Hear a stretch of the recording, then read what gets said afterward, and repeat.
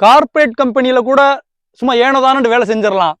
ஆனா விவசாயிகள்கிட்ட வேலை செய்யறப்ப, விவசாயத்துல வேலை செய்யறப்ப ரொம்ப கவனமா வேலை செய்யணும். இப்ப நான் 2 அடி வரப்ப உயர்த்தி இருக்கேன். ஆனா உயர்த்துறப்ப பாத்தீங்கன்னா பக்கத்து வயல்ல இந்த வரப்பு தெரியுதுங்களா, இந்த பச்சை கலர்ல ஒரு கோடு, இதுதான் பழைய வரப்பு. வரப்புக்கு இங்கிட்டு மண்ணு விழுந்துராம நம்ம பண்ணணும். ஏன்னா நம்ம தான் முதல்ல பண்றோம். வரப்ப நடுவுல தான் போடணும், 2 பக்கமும் மண்ணு தான் விழணும். ஆனா நாளைக்கு சண்டைக்கு வந்துருவாங்க. அதனால வரப்ப நம்மளோட வயலுக்குள்ளேயே போட்டிருக்கோம். ஏன் இதை போட்டிருக்கோம் அப்படின்னா, 2 அடிக்கு வரப்ப உயர்த்தினா என்னென்ன நன்மைகள்லாம் நடக்கும் அப்படின்னு உங்களுக்கே தெரியும். நான் அதை பத்தி ஒரு மிகப்பெரிய காணொளி ஒண்ணு போடுறேன்.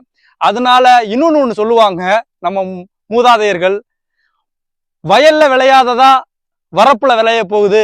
அதனால வயலுக்குள்ளேயே ஒரு 1.5 அடிக்கு என்னோட வரப்பை போட்டிருக்கேன். மற்றவங்களோட வயலுக்குள்ள மண்ணை விழுந்துராம போடணும். மிகப்பெரிய சண்டை, வெட்டு குத்து எல்லாம் நடக்கும் கிராமங்கள்ல. அதனால ரொம்ப கவனமா இருங்க. வரப்பை உயர்த்துறப்ப எல்லாருமே வரப்பை உயர்த்துங்கள்.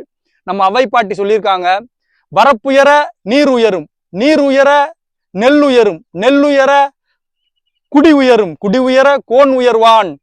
இந்த வரப்பை உயர்த்தினாலதே ஒரு அரசன் உயர்வான். அந்த அளவுக்கு இதுல நிறைய விஷயங்கள் அடங்கி இருக்கு. நீங்க வரப்பை உயர்த்தினா களையே அதிகமா வராது, களக்கொல்லி அடிக்க தேவையில்லை. இதை பத்தி ஒரு 10 நிமிட காணொலியை போடுறேன். இதை அனைவருக்கும் பகிருங்கள். நன்றி.